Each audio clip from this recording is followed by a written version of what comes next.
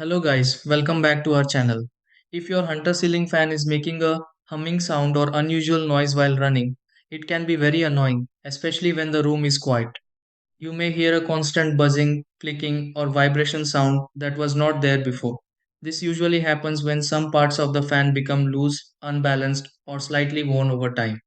Since a ceiling fan runs continuously, even a small imbalance or loose screw can create noticeable noise. Sometimes the sound may also come from the mounting or internal motor area.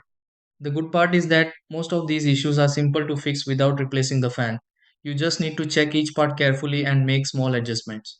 In this video, I will show you step by step how to fix a Hunter ceiling fan that is noisy or humming. Try this.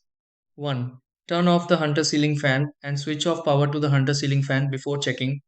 2. Tighten all screws on the Hunter ceiling fan blades and body. 3. Check the balance of the Hunter ceiling fan blades and adjust if needed. 4. Clean the Hunter ceiling fan blades to remove dust buildup. 5. Inspect the mounting of the Hunter ceiling fan to ensure it is secure.